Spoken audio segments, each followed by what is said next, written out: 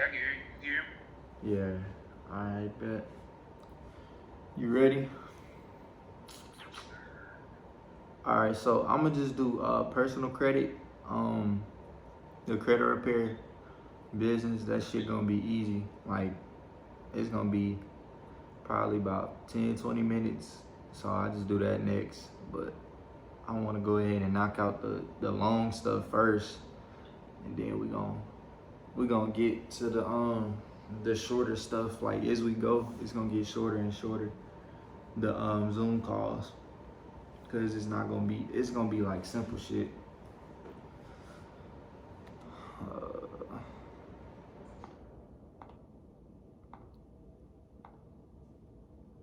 all right, bet. You see my screen? Bet. All right.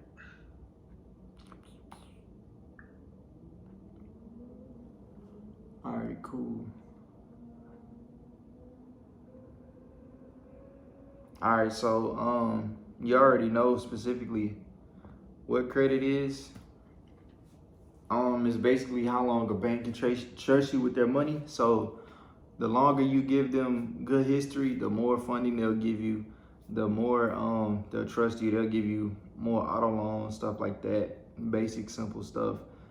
Is leverage. So use credit to your advantage. Use it to leverage into businesses, and then use the return that you get from the business and pay the credit cards off. It's like a little cycle. So it's a tool to make money without having money. So if you have nothing, that's what you're gonna start with, credit. That's what I started with in college. I had no money. You can't make money without having money. So tap into credit. You can build your credit and then get some funding and put it into businesses and investments. So use it to your advantage and leverage it. A tool is leverage, so you don't have to touch your personal funding, your personal money. So whenever you swipe a credit card, it doesn't pull out of your bank account.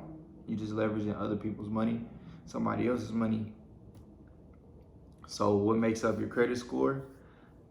I'm gonna start with new credit on this right side. So increase basically, and how new your credit accounts are. So if you open a brand new credit account, say today, and next week you open another one, they'll say, oh, you have, let's say next week you open another one. They'll say, oh, you only have an account that's a week old. That's gonna make you look weak. So that's 10% of your credit report. Length of credit history. So most of your credit is going to be based off of history. Like I said in the first slide, um, your history is very important when it comes to credit. That's basically what they look at. So your age, you're 20, so that can be a big factor in you getting funding, because it is for me. It's super hard for me to get funding just because of my age, and I can't do anything about that because length of history is part of my credit score. So if I just started at 18, 2 years isn't anything. So credit mix, that's personal loans, auto loans, mortgages, credit cards. You're gonna have a mixture of everything, and that's gonna be all the combined total of 10% of your credit report. Payment history, that's how good you can pay back, and that'll also build your history.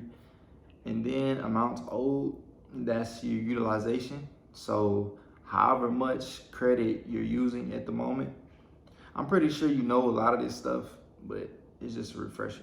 So I went over some of these secured cards in the rental car / Toro section, but I'm gonna go over them again. You always want to build your credit report with primary trade lines. So like trade lines that are yours. So you can go with Discover It Secured.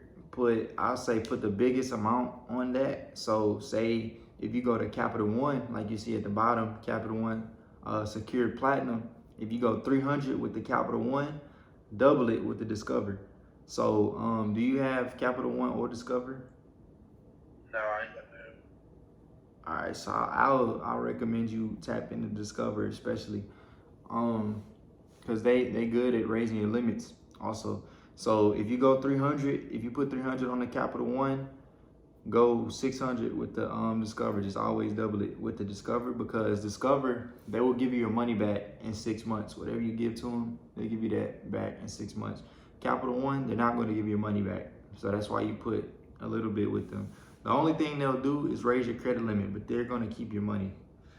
They still have my money since I was 18. So secured loans, like I said, we already talked about the secured loans. Secured loans is basically going to get you the mortgages and stuff like that. And also personal loans is going to give you, okay. So whoever you bank with, say Navy Fed, always get a secured card with who you bank with, so you can build an extra account with them. And like I said, credit is history, and how long you can handle a loan on time, how long you can pay that on time for however long. So if you have multiple accounts with one bank and you paying that stuff on time, that's gonna build your relationship with this bank, and they'll give you more funding over time. Like most of these banks have multiple credit cards. For example, if you have one credit card and you're treating it good, 6 months later you can go and get the other credit card, and then you can build up tiers. So I'm gonna get to the tiers in a little bit right here. So boom, at the bottom, you see they got the Capital One Platinum secured, right? That's a secured credit card. Then after you get unsecured credit cards, that's level 2. As soon as you get unsecured, that's level 2. This is these 2 cards I actually have. So the American Express, I would say get that 6 months after your first secured credit card. So boom, this is the card that gave me $6K that I used to get my rental property, my little small rental unit, right? I use this card. Then you got tier 3, then tier 4, then 5. That's when tier 5 is when you got the platinum, the Amex Platinum, right? That's tier 5. So like tier 3 and 4, they're kind of the same. That's like big bank credit cards like Chase, Wells Fargo, Bank of America. That's when you get those unsecured credit cards.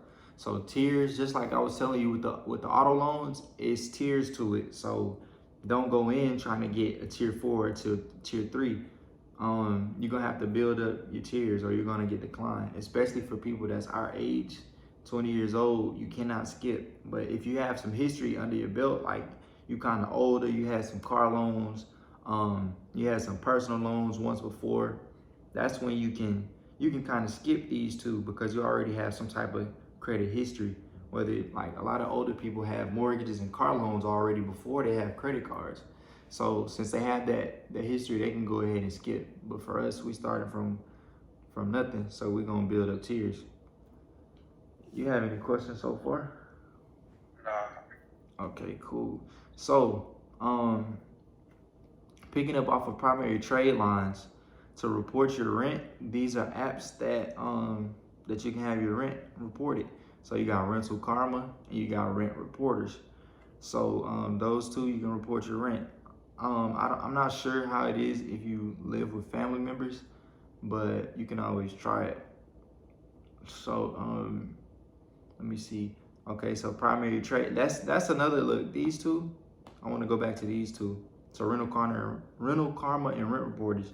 Say if you have an Airbnb, boom, go ahead and throw those under your Airbnb. So you can also have some rent reporting to your, like you said, you were trying to get a house. So that would be perfect to start bringing in some history for mortgages, right? So that's perfect. So I would take a picture of that part if you haven't already. So Primary Trade Lines, you got Credit Strong, you got Self Lender, you got Kickoff, Bridget, and Grow Credit. Grow Credit, if you have Hulu, Disney Plus, Netflix, ESPN Plus, stuff like that, that's what Grow Credit will report those monthly payments to your credit report. Okay. So why pay debt early? Paying debt early, not on time, is what the banks like to see. So when you pay early, it's just a trust barrier, like saying you can trust me paying on time rather than early. It just makes you look a lot better. So a trick that I use, to either skip paying interest and to help pay my payment down, I just pay, say if I owe $100 minimum every single month, that's including interest. What I would do, I'd probably pay $20 here and there. And by the time the reported date comes up, I go ahead and knock that out because I've been paying up in $20 up until this $100 is due. Now I have nothing due just by paying $20. That's a little hack I use. It make it real easy to really prevent interest, because if you pay your payment before the payment date, you have no interest, because you avoid the interest basically by paying earlier. Banks love when people pay before time, not on time. So always pay before time. If your payment is due on the 13th, pay on the 10th, the full balance. It'll make you look better, and it'll make your score higher paying debt earlier. So like I said, I already gave you this tip. Pay small amounts to your monthly fee slowly. So like I said, $20 here and there if your balance is 100. So just break up your minimum balance and just pay that here and there up until your payment is due, right? So how to acquire multiple credit cards? Keep your utilization under 10%. If your utilization is higher than 10%, you're gonna be higher risk, and that's like somebody coming to you when they owe you money. It's not gonna work. You would not give somebody money that owes you money.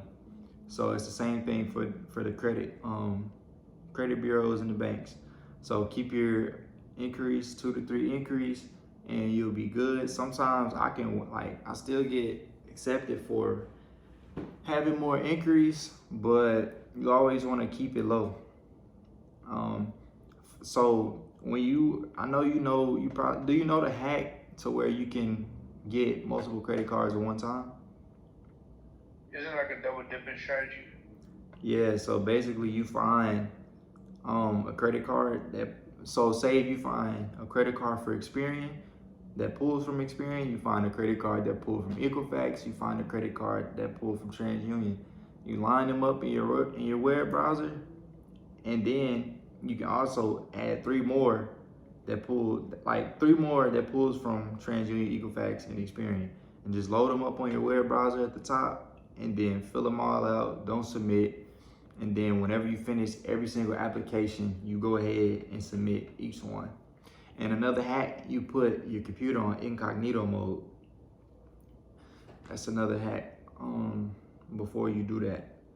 So submit all applications at one time. Would I still get a hard inquiry, or is that just basically being able to apply for multiple hearts at once?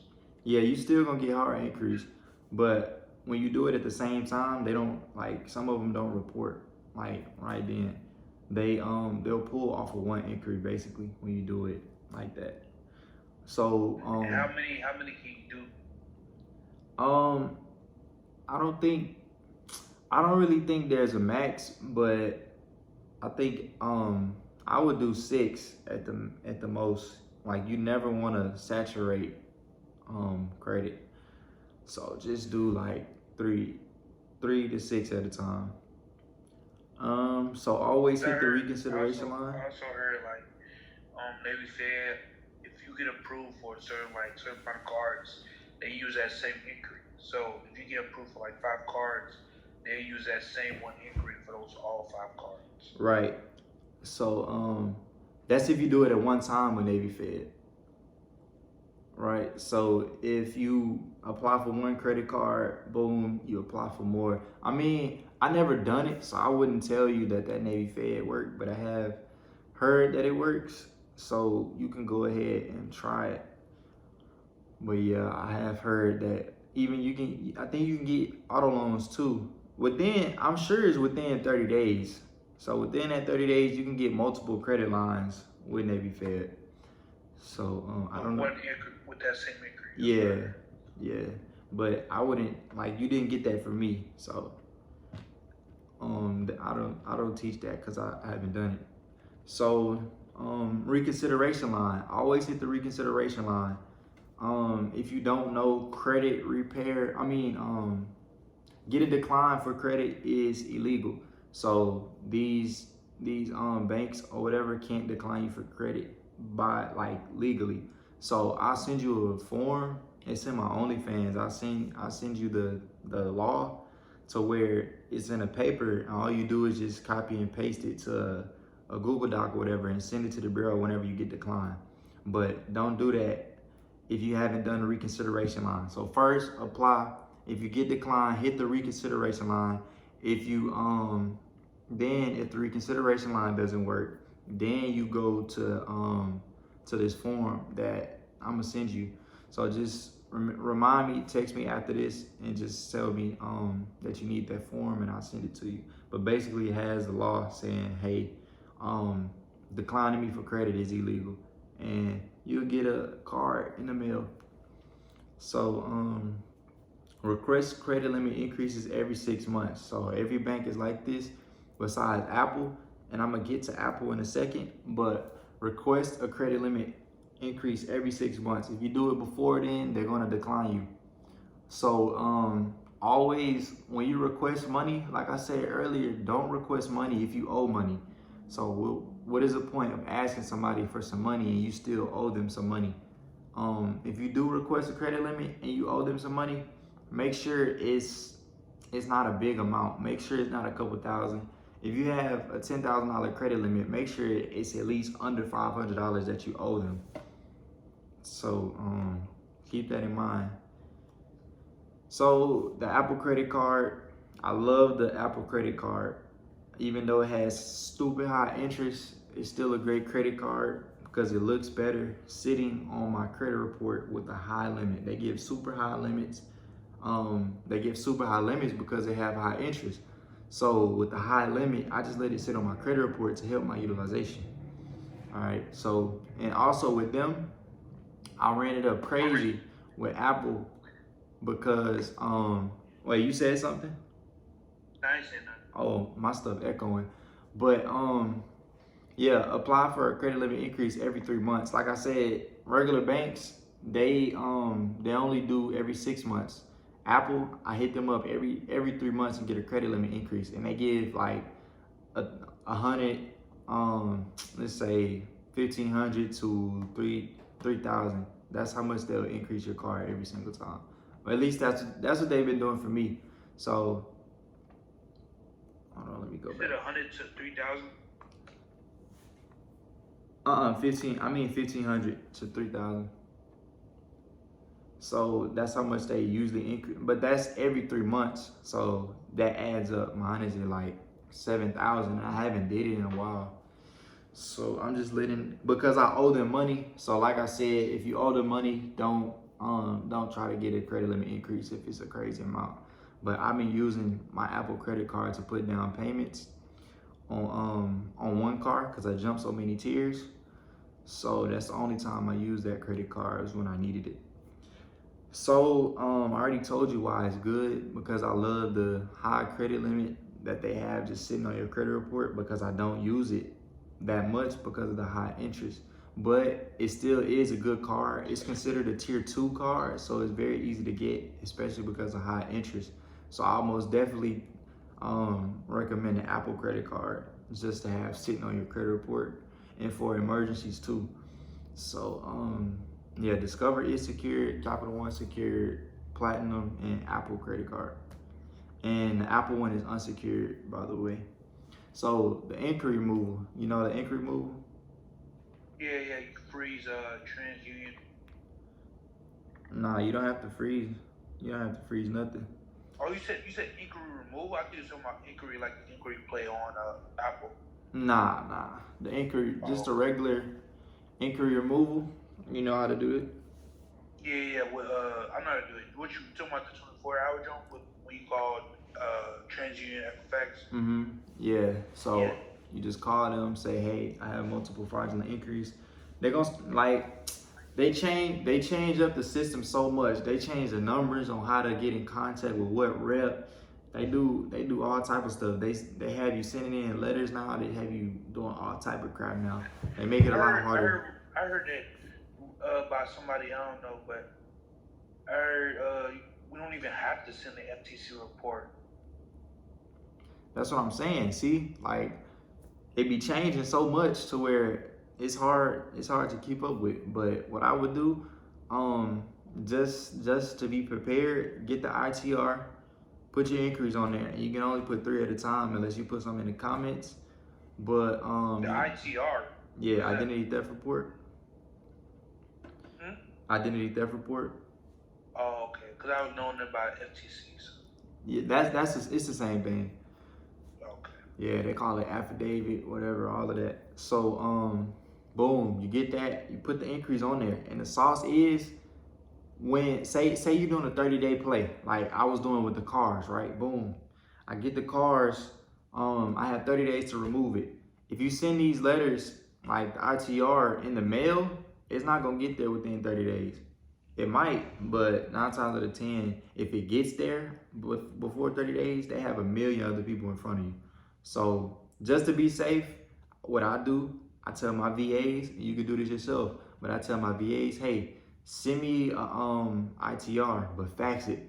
When you fax it, it's sent through kind of email, right? So you know what a fax is. So if you fax it to them, it's instantly there. I'll wait 2 days, make sure they get it, boom. So when you on the phone and they be like, hey, you have to send this, this, and this, you can be like, I already did. We fax it to you, so boom, they can go pull it up in the system and it's right there. I did this multiple times.